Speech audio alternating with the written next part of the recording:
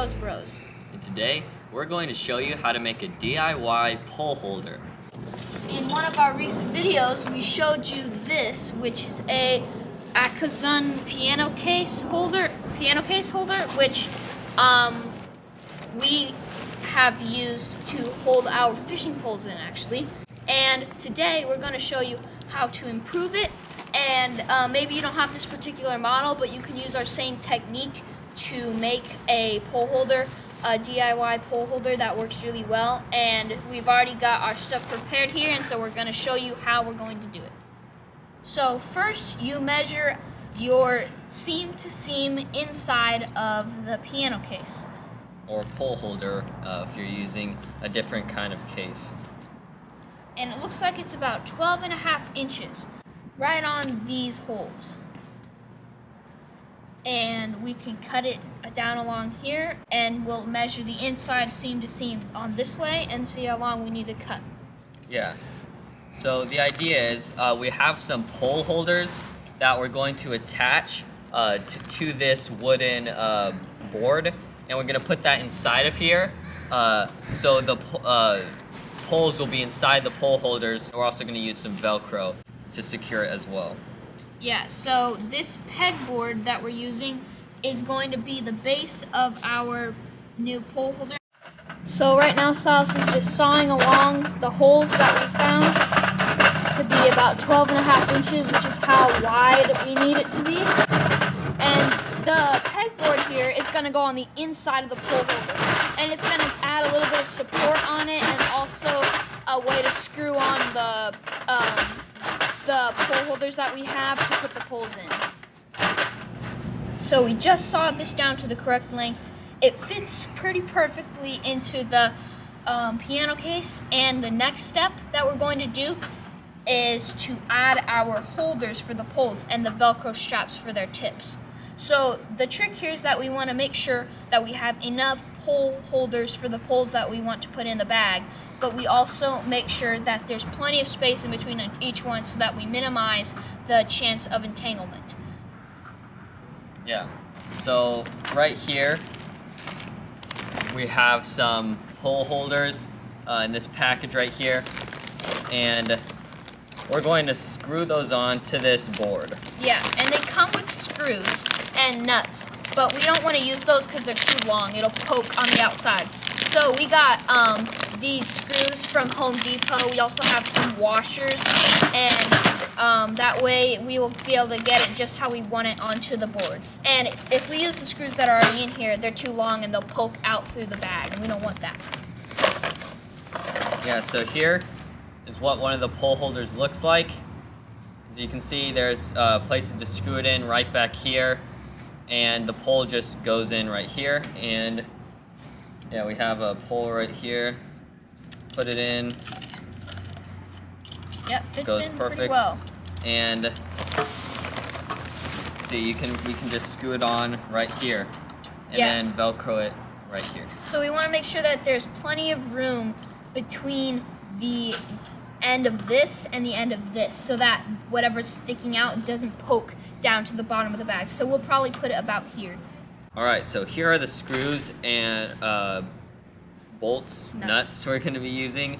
Yeah, so these are numbered 10 to 32 3/4 of an inch flathead Phillips screws, and we're just going to try it out. The holes on this board don't line up exactly with these screw things, so we might need to make a few extra holes. Yeah, but also, since it's just pegboard, it won't be too hard to screw in new holes with the screws, so we probably won't have to cut too much. And we might even be able to just widen the holes so that they get closer to each other. Yeah, and it's a little bit hard to get the screws through the thing, so you might have to go from underneath. But there, it's popping out from there. And then you just get one of these nuts, and once you put it through the pegboard, then you can just screw it on like that. And then we'll also want to have a washer as well for each one to add more surface connection so that it doesn't apply too much pressure on one part of the pegboard. That's what washers are for. So these washers right here will go in between the nut and the pegboard. So on the other side of the fishing pole holder. Yeah. So you want to do that first, then the washer. Then the nut. Yeah, then the nut. So let's go ahead and put this on. Let's see. Want it to have it. Let's get a pole in here. We're using this pole as a example because we have two of the same type of rod. Put the washer under the screw.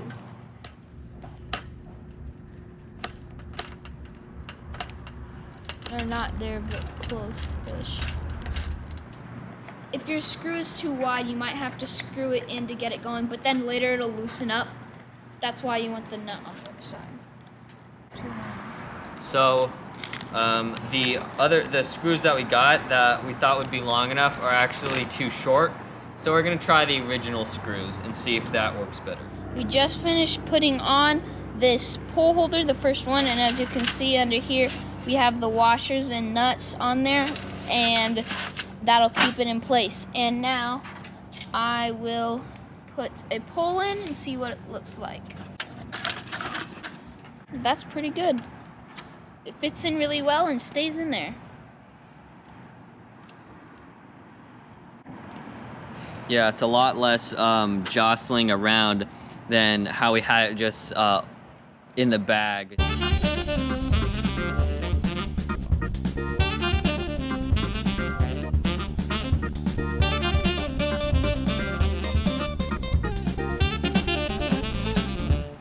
So this is what we've done so far. As you can see, these poles fit into the holders pretty well, and the holders are very sturdy on this pegboard. We do have some Velcro down here that attaches the tip of the pole better so that it's more sturdy, that keeps it sturdy in place, and then you can just untie the Velcro and take the poles out and put them in. And we're going to adjust the height of each one when we for specific poles or kinds of poles. And as you can see on the bottom, the screws are pretty low down, and that happened because the screws that we got originally were a little bit too short, so we had to use the ones it came with. So the thing we learned is that these, make sure if you're using rod holders like this, make sure they're a little bit farther down, because the pole can always stick out a little bit farther, but it can't always go farther in. So because you don't want these tips to be poking out too far. We used this Velcro right here for the tip holders to keep the tips in place, and we're gonna use this kind of Velcro right here.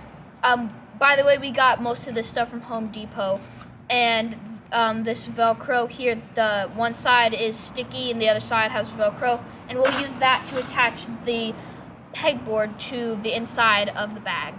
Yeah, so far it's looking really great, and stay tuned. We're gonna finish this up and put it inside of the bag, so you'll be able to see our finished product. So we're back now, and we finished the pole holder, and we're going to show you what the final product looks like.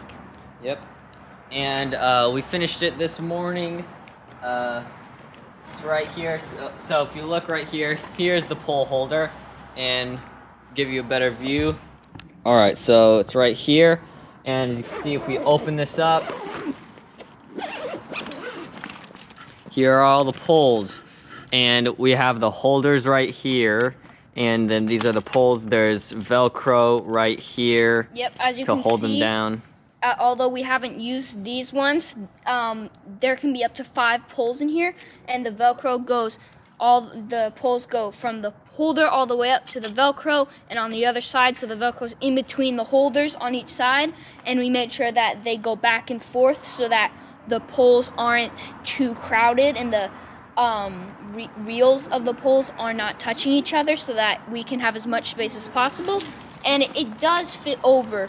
However, really well, yeah, it fits over really well, and it's easy to carry. On the underside, we haven't actually attached this yet.